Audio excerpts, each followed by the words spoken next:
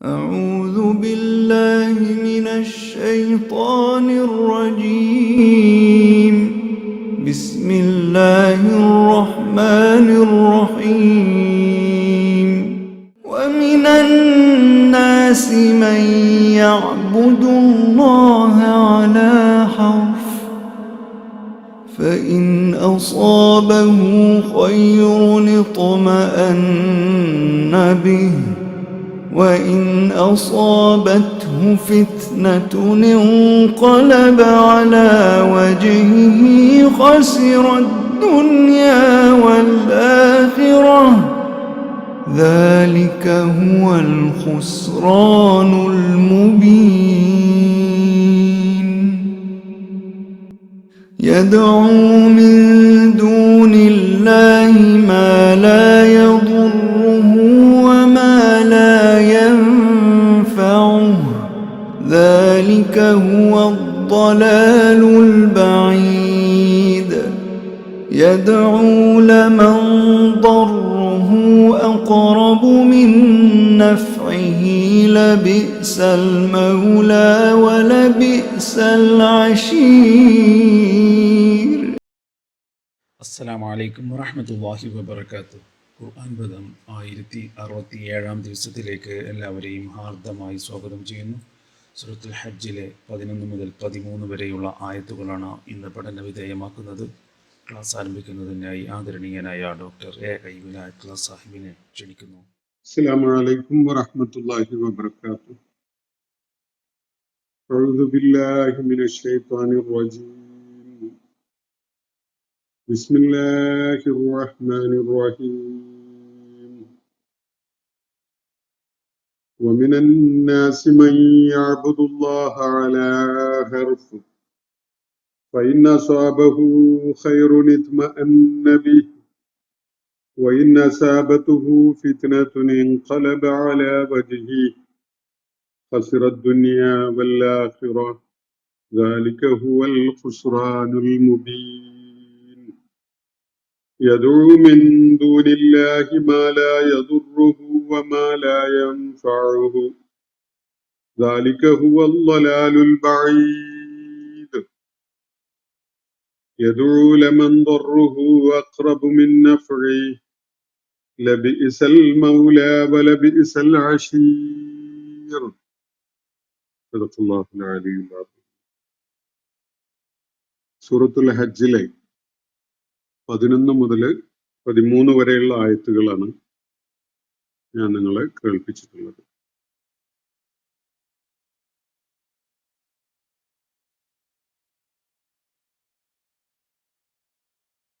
ഇന്നലെ നമ്മൾ വായിച്ച ഭാഗത്ത് അള്ളാഹുവിനെ കുറിച്ചൊരു അറിവുമില്ലാതെ തന്നെ യാതൊരു ജ്ഞാനത്തിന്റെ പിൻബലവുമില്ലാതെ ദൈവിക മാർഗദർശനം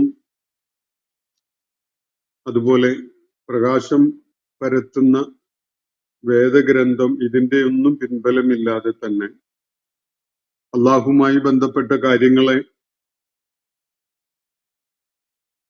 തർക്കത്തിന് വിധേയമാക്കുന്ന ചില ആളുകളുണ്ട് ജനങ്ങളുടെ കൂട്ടത്തിൽ എന്ന് സൂചിപ്പിച്ചുകൊണ്ട് അള്ളാഹു ചില കാര്യങ്ങൾ പറയുകയുണ്ടായി. അവര് തിരടി ചരിച്ചുകൊണ്ട് അല്ലെങ്കിൽ കഴുത്ത് വെട്ടിച്ചുകൊണ്ട് അള്ളാഹുവിന്റെ മാർഗത്തിൽ നിന്ന് വ്യതിചലിക്കുന്നതിനും വ്യതിചലിപ്പിക്കുന്നതിനും ഒക്കെ വേണ്ടി അഹങ്കാരത്തോടുകൂടി പറഞ്ഞുകൊണ്ടിരിക്കുന്നത് അല്ലെങ്കിൽ ഇത്തരം തർക്കങ്ങളിൽ ഏർപ്പെട്ടുകൊണ്ടിരിക്കുകയാണ്. ഭൗതിക ലോകത്ത് അവരെ കാത്തിരിക്കുന്നത് നിന്ദതയാണ്. അന്ത്യനാളിൽ ഉയർത്തെഴുന്നേൽപ്പ് നാളിൽ അവർക്കുള്ളത് കരിച്ചു കളയുന്ന നരകശിക്ഷയുമാണ്. നിങ്ങൾ മുൻകൂട്ടി ചെയ്തു വെച്ചതിന്റെ അനന്തരഫലമാണ് ഇത് എന്നാണ് അവരോട് ആ ഘട്ടത്തിൽ പറയപ്പെടുക. തന്റെ അടിമകളോട് തന്റെ ഇബാദുകളോട് യാതൊരുവിധ അക്രമവും ചെയ്യുന്നവനല്ല അള്ളാഹു എന്നുകൂടി ആ ഘട്ടത്തിൽ അവർ കേൾപ്പിക്കപ്പെടുന്നതാണ്. മക്കയിലെ നബി സല്ലല്ലാഹു അലൈഹി വസല്ലമയുടെ റിസാലത്തിനോട് പുറംതിരിഞ്ഞു നിന്ന, അത് അംഗീകരിക്കാനോ ഉൾക്കൊള്ളാനോ ഒന്നും സന്നദ്ധരാവാതിരുന്ന നിഷേധികളായ ആളുകളെ, അവരുടെ തർക്കപ്രകൃതത്തെ പരാമർശിച്ചുകൊണ്ടാണ് ഈ കാര്യങ്ങൾ ഇവിടെ പറയപ്പെടുകയുണ്ടായത്. യുക്തിക്കും ബുദ്ധിക്കും ഉൾക്കൊള്ളാൻ കഴിയുന്ന വിധത്തിൽ ചരിത്രത്തിന്റെ പിൻബലത്തോടെ സമാവിയായ വെളിപാടുകളുടെ അടിസ്ഥാനത്തിൽ മനുഷ്യ സമൂഹത്തിന്റെ മുന്നിൽ അവർക്കായുള്ള മാർഗദർശനം അവതരിപ്പിച്ചുകൊണ്ടിരിക്കുന്ന ദൈവിക ദൂതനെ തള്ളിക്കളയുന്നതിന് അവർക്ക് നിസ്സാരമായ തർക്കന്യായങ്ങള് ധാരാളം മതി. അതാണ് അവരുടെ നിലപാട്. ഒരു വിഭാഗം ഈ വിധത്തിൽ പ്രതികരിക്കുന്നവരാണെങ്കിൽ മറ്റൊരു വിഭാഗം ചാഞ്ചാട്ടത്തിന്റെ പ്രകൃതം സ്വന്തമാക്കി കൊണ്ടു നടക്കുന്ന ആളുകളാണ്. വിശ്വാസപരമായ ദാർഢ്യതയോ ആത്മാർത്ഥമായ സമർപ്പണ ബോധമോ ഒന്നും കാണിക്കാത്ത, എപ്പോഴും സുഖക്ഷേമങ്ങളുടെ അനുഭവങ്ങളെ തങ്ങൾക്കുണ്ടായിക്കൂടൂ എന്ന് വിചാരിക്കുന്ന തരം ആളുകളെയാണ് ഇന്ന് നമ്മൾ വായിച്ചിരിക്കുന്ന 3 ആയത്തുകളിലായിട്ട് പരാമർശിക്കപ്പെടുന്നത്. നമുക്ക് ആ ആയത്തുകൾ നോക്കാം. വമിനന്നാസി മൻ യഅ്ബുദുല്ലാഹ അലാ ഹർഫിൻ. ഒരു വക്കത്ത് നിന്നുകൊണ്ട് അള്ളാഹുവിനെ ഇബാദത്ത് ചെയ്യുന്ന ചില ആളുകളുണ്ട് ജനങ്ങളുടെ കൂട്ടത്തിൽ. ഒരറ്റത്ത് ഒരോരത്ത് നിന്ന്, ഒരു അരികി പറ്റി നിന്നിട്ട്. സത്യവിശ്വാസത്തിന്റെ മാർഗം അവതരിപ്പിക്കപ്പെട്ടപ്പോ അതിനെ പൂർണ്ണമായി ആശ്ലേഷിക്കുകയും അതിന്റെ ആ പ്രവാഹത്തിന്റെ മധ്യത്തിലേക്ക് തന്നെ കടന്നു ചെല്ലാൻ സന്നദ്ധരാവുകയും ചെയ്യുന്നതിന് പകരം ഒരോരത്ത് നിന്ന് ഒരു അർദ്ധവിശ്വാസം മാത്രമുള്ള വിധത്തില് ഒന്ന് നോക്കുക, കാര്യങ്ങളൊക്കെ നമുക്ക് ഗുണകരമാവുകയാണെങ്കിൽ നമുക്ക് അതിന്റെ കൂടെ നിൽക്കാം, ഇനി അതല്ലെങ്കിൽ നമുക്ക് പെട്ടെന്ന് പിൻവാങ്ങിക്കളയാം എന്നൊരു നിലപാടോടുകൂടി അള്ളാഹുവിനെ ഇബാദത്ത് ചെയ്യാൻ മുതിരുന്ന ചില ആളുകളുണ്ട്. അവരെയാണ് അള്ളാഹുവിടെ പരാമർശിക്കുന്നത്. വമിനന്നാസി മൻ യഅ്ബുദുല്ലാഹ അലാ ഹർഫിൻ. അലാ ഹർഫിൻ എന്ന് പറഞ്ഞാൽ ഒരു ഓരത്ത്, ഒരു വക്കത്ത്, ഒരു അതിലേക്കുള്ള ആ മാർഗത്തിന്റെ പരിസരത്തൊക്കെ ആയിട്ട് ചെന്ന് നിന്നിട്ട് അത് അള്ളാഹുവിനുള്ള ഇബാദത്താണ് എന്ന് കരുതുന്ന ആളുകൾ. അള്ളാഹുവിനുള്ള ഇബാദത്ത് എന്നത് പൂർണ്ണമായിട്ടുള്ള സമർപ്പണമാണ്. നമ്മള് നമസ്കാരത്തിലെ തുടക്കത്തിലുള്ള പ്രാർത്ഥനയിൽ ദുആ ഉൽ ഇഫ്തിതാഹിൽ പറയുന്ന കാര്യം തന്നെ ഈ അർപ്പണത്തെ കുറിച്ചാണ്. വജ്ജഹ്തു വജ്ഹിയ ലില്ലദീ ഫത്തറസ് സമാവാതി വൽ അർള് എന്ന് തുടങ്ങുന്ന ആ ഭാഗത്ത് അള്ളാഹുവിന് മുഴുവനായിട്ടും സമർപ്പിക്കാനുള്ള സന്നദ്ധതയാണ് നമ്മൾ വെളിപ്പെടുത്തുന്നത്. ഇന്ന സ്വലാത്തി വനുസുക്കി വമഹിയായ വമമാതി ലില്ലാഹി റബ്ബിൽ ആലമീൻ എന്നാണ് പറയുന്നത്.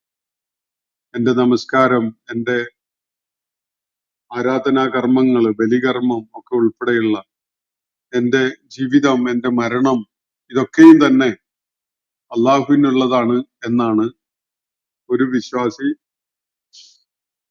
പലതവണ പ്രഖ്യാപിച്ചുകൊണ്ടിരിക്കുന്നത് എല്ലാ ദിവസവും. എന്നാൽ ഈ ആളുകള് ഒന്ന് വക്കത്ത് ചെന്ന് നിൽക്കുകയാണ്. എന്നിട്ട് തങ്ങൾ മുസ്ലിങ്ങളാണ് എന്ന് വരുത്തുന്ന വിധത്തിലുള്ള ചില ആരാധനാ കർമ്മങ്ങളിലൊക്കെ അവർ ഏർപ്പെടും. അതാണ് അള്ളാഹുവിനുള്ള ഇബാദത്ത് എന്നാണ് അവര് ധരിച്ചു വെച്ചിരിക്കുന്നത്. അള്ളാഹു സൂചിപ്പിക്കുന്ന ഇവിടെ അതാണ്. ഓരത്ത് നിന്ന്, വക്കത്ത് നിന്ന് അള്ളാഹുവിനുള്ള ഇബാദത്ത് ചെയ്യുന്നവരായിട്ട് ചില ആളുകളുണ്ട്. അവരാ വിശ്വാസത്തിലേക്ക് പൂർണ്ണമായിട്ട് അങ്ങ് ഇറങ്ങിച്ചെന്നിട്ടില്ല. അവരാ അതിന്റെ ആളുകളായി മാറിയിട്ടില്ല. എന്ത് അനന്തരഫലം ഉണ്ടാവുകയാണെങ്കിലും ഞാൻ ഒരു സത്യവിശ്വാസിയായിരിക്കും എന്ന ഒരു ദൃഢബോധ്യത്തോടു കൂടിയുള്ള നിലപാട് അവര് സ്വീകരിച്ചിട്ടില്ല. അവര് ലാഭനഷ്ടങ്ങൾ കണക്ക് കൂട്ടിക്കൊണ്ടിരിക്കുകയാണ്. തറദ്ദുദിലാണ് അവര്, ചാഞ്ചാട്ടത്തിലാണ്. അവരുടെ മനസ്സ് ഒരു നിമിഷം സത്യവിശ്വാസത്തിലാണെങ്കിൽ അടുത്ത നിമിഷം സത്യനിഷേധത്തിലായിരിക്കും. ആ വിധത്തില് ചാഞ്ചാടിക്കൊണ്ടിരിക്കുന്ന മനസ്സുള്ള ആളുകൾ. മക്കയിൽ ഈ സ്വഭാവം പ്രകടിപ്പിച്ചുകൊണ്ടിരുന്ന ധാരാളം ആളുകൾ നബി സല്ലല്ലാഹു അലൈഹി വസല്ലമയുടെ മക്കയിലെ ജീവിതഘട്ടത്തിന്റെ അവസാനത്തില് ഒക്കെ രംഗത്തുണ്ടായിരുന്നു. അവരെ സംബന്ധിച്ചിടത്തോളം ഇസ്ലാമിന്റെ മാർഗം ബുദ്ധിപരമായിട്ട് അവർക്ക് സത്യമായിട്ട് ബോധ്യപ്പെടുന്നുവെങ്കിലും പ്രയോഗത്തിൽ ഇത് വലിയ നഷ്ടക്കച്ചവടമാകും എന്ന കണക്കൂട്ടലാണ്. ഇത് വലിയ വെല്ലുവിളികൾ നിറഞ്ഞൊരു വഴിയാണ്.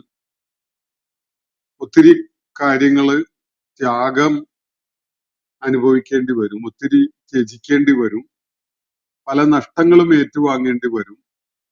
ഈ വിധത്തിലുള്ള ആലോചനയാണ് അവരെ വേട്ടയാടുന്നത്. സത്യം തേടി നടന്ന ആളുകൾ സത്യം കണ്ടെത്താൻ സാധിച്ചപ്പോ സകലതും മറന്നുകൊണ്ട് അതിനെ പുൽകാൻ അവരുടെ സമ്പത്തും അവരുടെ കുടുംബ ബന്ധങ്ങളും അവര് വിലപ്പെട്ടതായി കരുതിയിരുന്ന സകലതും അവർക്ക് നഷ്ടപ്പെട്ടുകൊണ്ട് പോലും ആ സത്യമാർഗം പുൽകാൻ സന്നദ്ധരായി വന്ന സന്ദർഭത്തില് പല താല്പര്യങ്ങളെയും ബലി കഴിക്കേണ്ടി വരും എന്ന ആശങ്കയില് ഇങ്ങനെ വക്കത്ത് വന്ന് ഓരത്ത് ചാരി ഒക്കെ നിൽക്കുന്ന ഒരു പ്രകൃതം കാണിക്കുന്ന ചില ആളുകൾ അവിടെ ഉണ്ടായിരുന്നു എന്നതാണ് സൂചിപ്പിക്കപ്പെടുന്നത്. ജനങ്ങളുടെ കൂട്ടത്തിൽ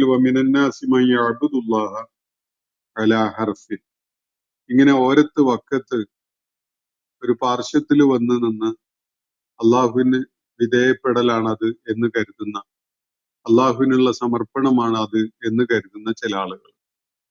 അവരുടെ ഇബാദത്ത്, ഞാൻ ആരാധനയല്ല മുഖ്യമായിട്ട് ഇവിടെ സൂചിപ്പിക്കുന്നത്, അവര് അള്ളാഹുവിനുള്ള അർപ്പണം നടത്തിയിരിക്കുന്നത് പൂർണ്ണ മനസ്സോടുകൂടി ശരീരവും മനസ്സും പൂർണ്ണമായി ഉൾക്കൊണ്ടുകൊണ്ടുള്ള ഒരു സമർപ്പണമായിരുന്നില്ല.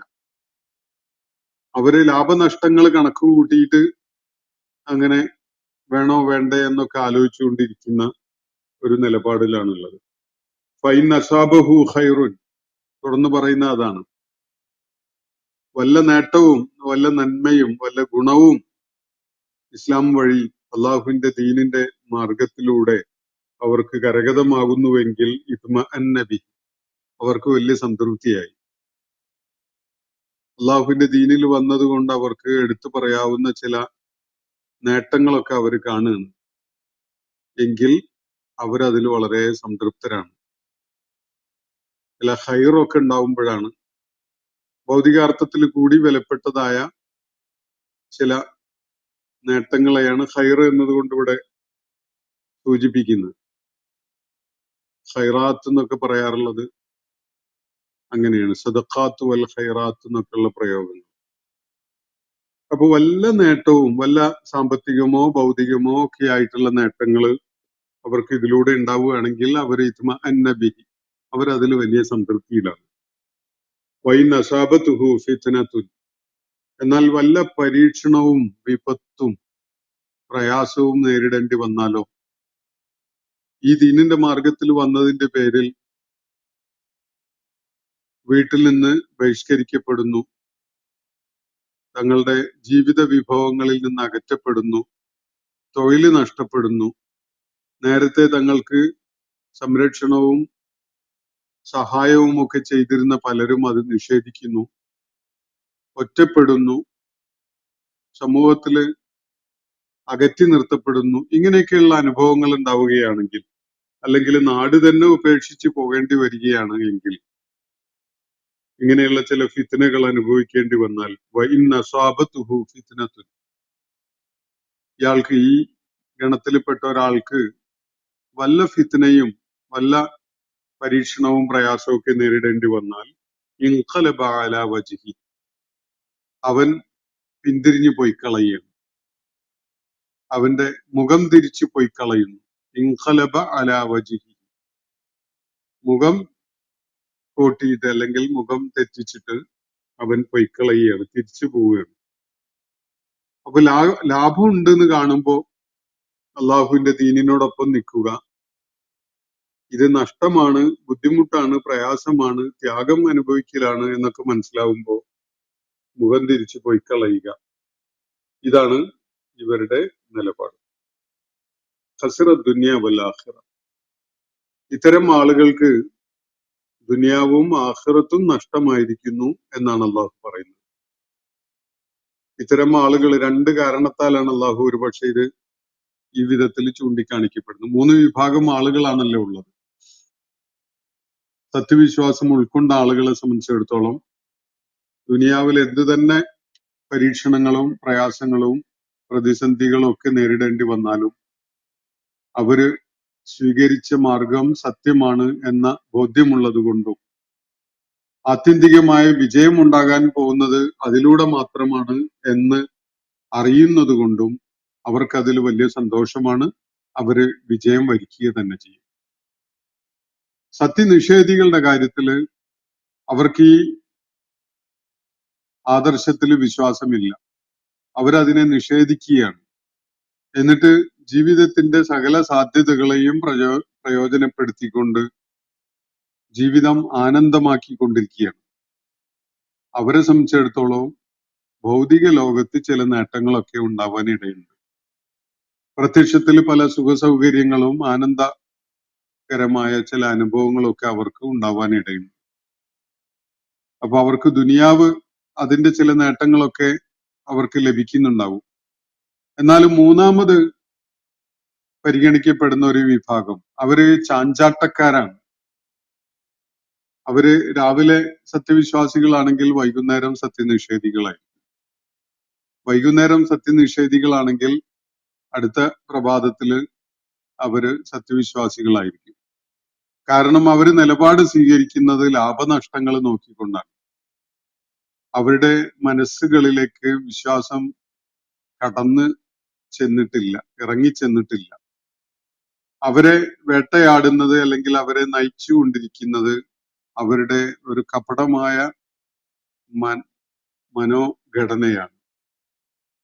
ലാഭം നോക്കി, പച്ചപ്പുള്ളിടം നോക്കി അങ്ങോട്ട് നീങ്ങിക്കൊണ്ടിരിക്കുന്ന ഒരു സ്വഭാവം.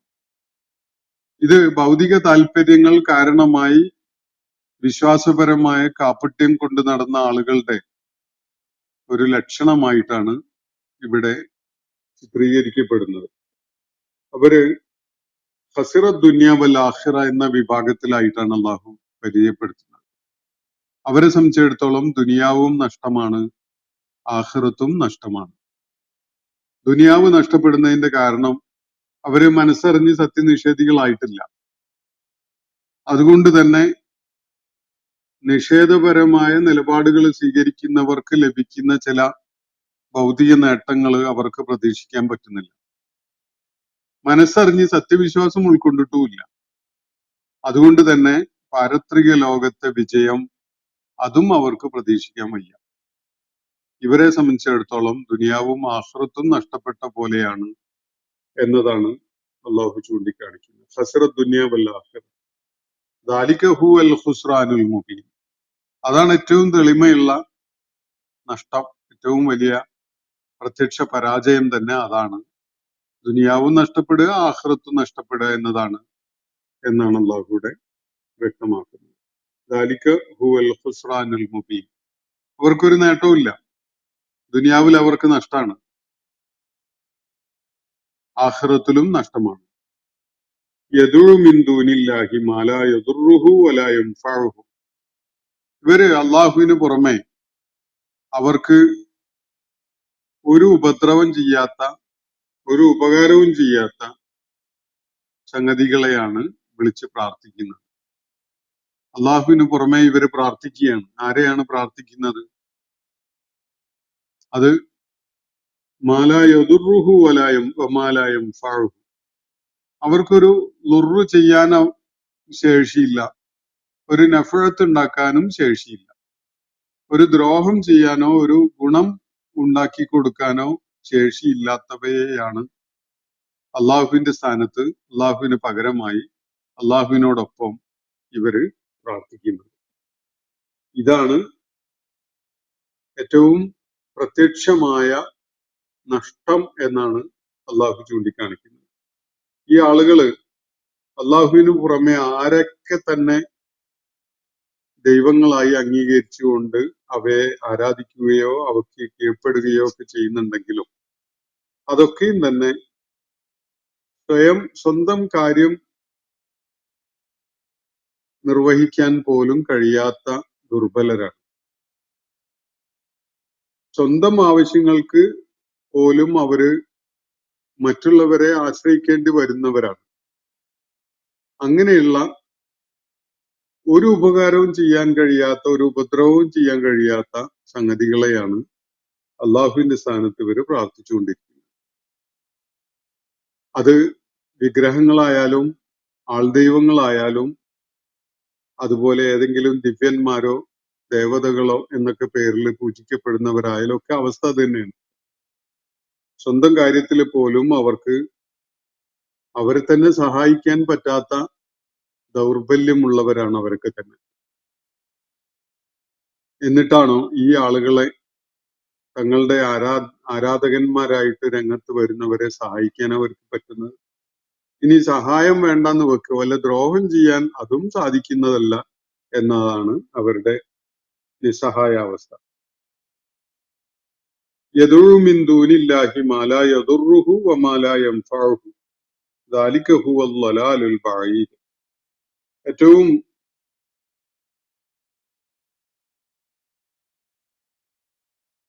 വിദൂരസ്ഥമായ അല്ലെങ്കിൽ ഏറ്റവും പാരമ്യത്തിലുള്ള വഴികേട് എന്ന് പറയുന്നത് ഇതാണ്.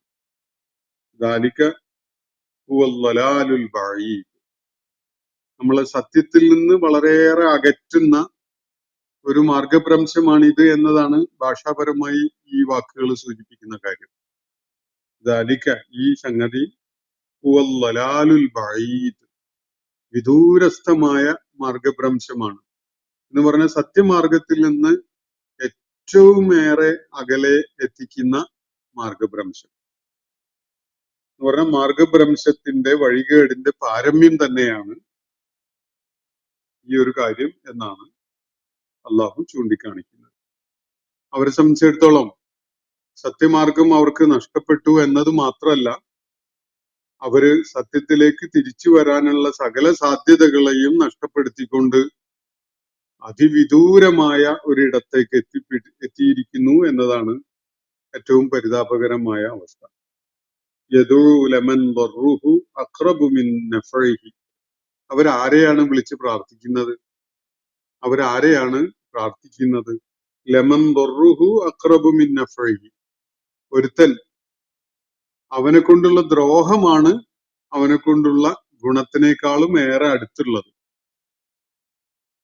അവര് വിളിച്ച് പ്രാർത്ഥിക്കുന്ന ഒരു ഉദാഹരണത്തിന് ഒരു വ്യാജ ദൈവം അവനെ കൊണ്ട് എന്തെങ്കിലും ഗുണമുണ്ടാകുന്നു എന്നതിനേക്കാൾ അവനെ കൊണ്ട് ദ്രോഹം ഉണ്ടാകുന്നു എന്നതിനോടാണ് അടുപ്പമുള്ളത്. ഇവിടെ പറഞ്ഞു വന്നതിന്റെ ചുരുക്കം, പലയിടങ്ങളിലും ഖുർആനിൽ അള്ളാഹു അല്ലാത്ത ഇതരന്മാരെ ആരാധിക്കുന്നതിനെ പരാമർശിക്കുമ്പോൾ ഒരു ഉപകാരം ചെയ്യാൻ കഴിയാത്ത, ഒരു ഉപദ്രവവും ചെയ്യാൻ കഴിയാത്ത എന്ന് പറയുന്ന കാണാം.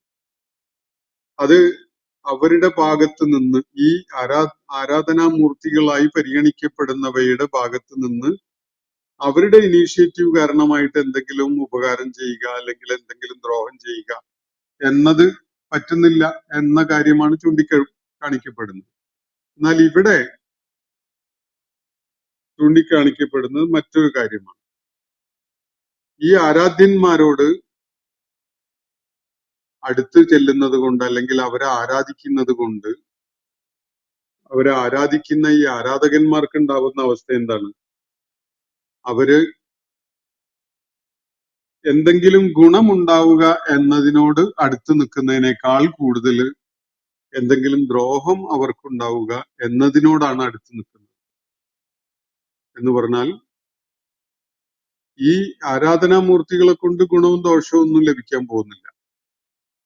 പക്ഷെ അവരോട് അടുപ്പം കാണിക്കുന്നതിന്റെ പേരിൽ, അവർക്ക് വിധേയപ്പെടുന്നതിന്റെ പേരിൽ അങ്ങനെ ചെയ്യുന്ന ആരാധകന്മാർക്ക് ഒരു പ്രതിസന്ധി വരികയാണ്. അവര് അത് കാരണമായിട്ട് ഒരുപാട് ദുർറ് അനുഭവിക്കുന്ന ഒരു അവസ്ഥയിലേക്ക് പോവുക എന്നതാണ് കൂടുതലായിട്ടും സാധ്യതയുള്ളത്. എന്തെങ്കിലും ഗുണമുണ്ടാകുന്നു എന്നതിനേക്കാളേറെ. കാരണം ഒന്ന്, ഈ ഒരു മാർഗം സ്വീകരിക്കുന്ന കാരണമായിട്ട് അവർക്ക് സത്യമാർഗം നഷ്ടപ്പെട്ടിരിക്കുന്നു എന്നത് തന്നെയാണ്. സത്യമാർഗം നഷ്ടപ്പെടുന്നു എന്നതും സത്യത്തിൽ നിന്ന് വളരെയേറെ അകന്നു പോവേണ്ടി വരുന്നു എന്നതുകൊണ്ടും തന്നെ അത് നൽകുന്നത് ദ്രോഹം മാത്രമാണ്. അപ്പോ ഈ ആരാധകന്മാർക്ക് ഈ വിഗ്രഹങ്ങളുടെയോ മൂർത്തികളുടെയോ കാരണത്താൽ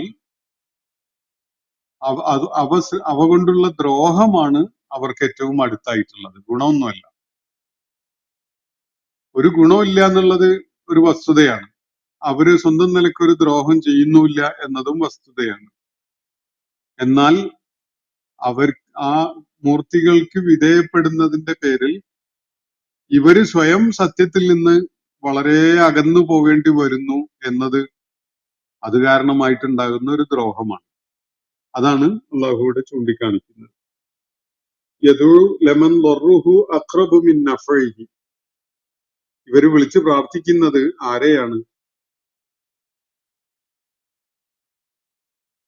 ദുർറ് ആണ് അവന്റെ കാര്യത്തില് നഫഴിനേക്കാൾ ഈ ആരാധകന് അടുപ്പമുള്ളതായി മാറുന്നത്. ഇതാണ് അതിന്റെ ഒരു പരിണിതി. ലബിഇസൽ മൗല വലബിഇസൽ അഷീർ. എത്ര നികൃഷ്ടമായ, എത്ര മോശമായ മൗലയാണ്, രക്ഷകനാണ് ഇയാൾക്ക് ലഭിച്ചിരിക്കുന്നത്. അതുപോലെ എത്ര മോശമായ ദുഷ്ടനായ കൂട്ടാളിയെയാണ് ഇയാൾക്ക് കിട്ടിയിരിക്കുന്നത് എന്നാണ് അള്ളാഹു നിരീക്ഷിക്കുന്നത്. ലബിഇസൽ മൗല. ഇവിടെ മൗല എന്നതുകൊണ്ട് സൂചന നൽകുന്നത് ഈ ആരാധനാമൂർത്തികളിലേക്കാണ്. അതുപോലെ വലബിഇസൽ അഷീർ എന്ന് പറഞ്ഞുകൊണ്ട് അവന് കിട്ടിയിരിക്കുന്ന കൂട്ടാളി അല്ലെങ്കിൽ ബന്ധു, അവനെ ഈ മൗലായിലേക്ക് നയിക്കുക ഉണ്ടായ സൗഹൃദം, അത് എത്ര മോശമായതാണ് എന്നാണ് അള്ളാഹു ചൂണ്ടിക്കാണിക്കുന്നത്.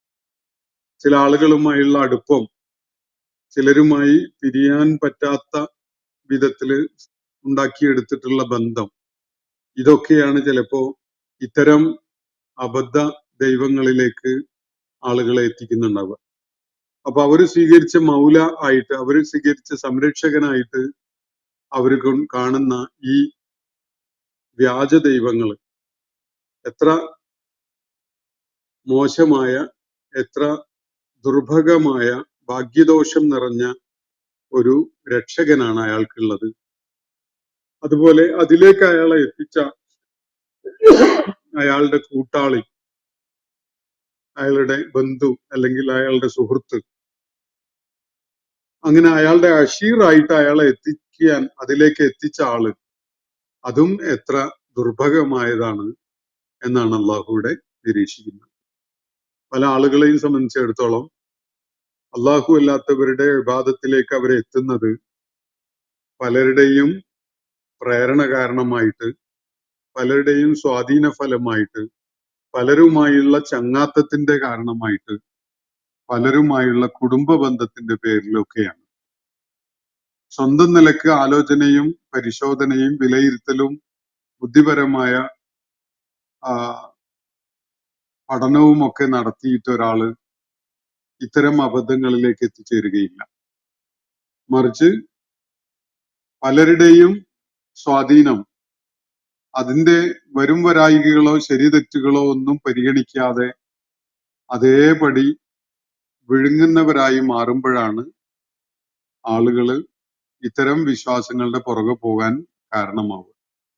പലപ്പോഴും പൂർവികരാകും, പലപ്പോഴും നാട്ടുകാരാകും, പലപ്പോഴും കുടുംബമാകും, സഹധർമ്മിണിയാവും, അല്ലെങ്കിൽ കൂടെ നമുക്ക് സൗഹൃദം തന്നുകൊണ്ടിരിക്കുന്ന ആളുകളാകും.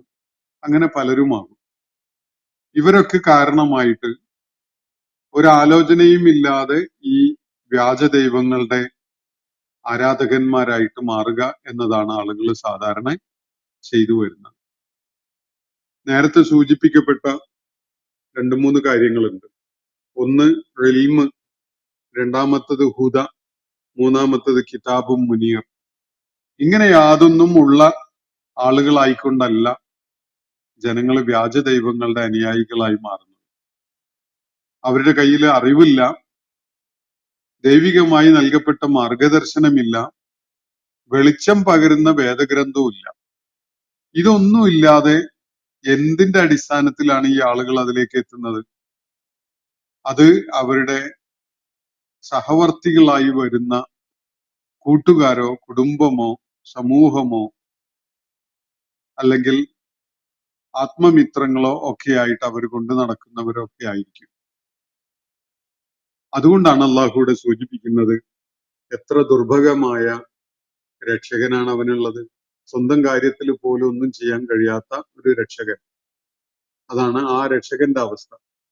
എന്നാൽ അതിലേക്ക്, ആ രക്ഷകനെ ആരാധിക്കുന്നതിലേക്ക് ഇയാളെ എത്തിച്ചതോ എത്ര ദുഷ്ടനായ അല്ലെങ്കിൽ എത്ര ദുർഭഗനായ ഭാഗ്യദോഷിയായ ഒരു അഷീറാണ്, ഒരു കൂട്ടാളിയാണ് അയാൾക്ക് ലഭിച്ചിട്ടുള്ളത്. അവൻ വഴി കാണിച്ചത് കൊണ്ടാണല്ലോ ഇയാൾ അതിലേക്ക് എത്തിയിട്ടുള്ളത്. അവ രണ്ടും തുല്യമായ അളവിൽ തന്നെ ഭാഗ്യം കെട്ടതാണ് എന്നാണ് അള്ളാഹുവിടെ ചൂണ്ടിക്കാണിക്കുന്നത്. ആലോചനയുള്ള, പ്രപഞ്ചത്തെ നിരീക്ഷിക്കാനും അതിൽ നിന്ന് പാഠം ഉൾക്കൊള്ളാനും സാധിക്കുന്ന വിധത്തിലുള്ള ഒരു ഇൽമും അവനില്ല.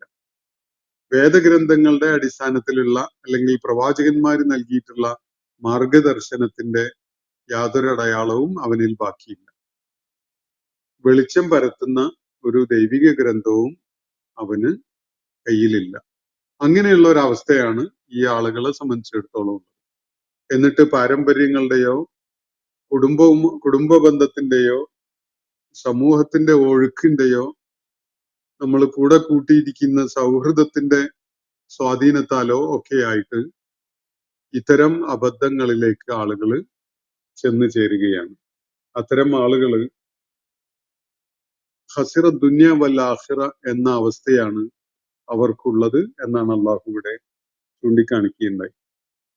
ഇന്നത്തെ സെഷൻ ഞാനിവിടെ അവസാനിപ്പിക്കുകയാണ്. സൂറത്തുൽ ഹജ്ജിലെ 11 മുതൽ 13 വരെയുള്ള ആയത്തുകളാണ് നമ്മൾ ഇന്ന് പഠന വിധേയമാക്കിയിട്ടുള്ളത്. അള്ളാഹു നമ്മെ എല്ലാവരെയും അനുഗ്രഹിക്കുമാറാവട്ടെ. വാഖിർ ദഅവാന അനിൽ ഹംദുലില്ലാഹി റബ്ബിൽ ആലമീൻ.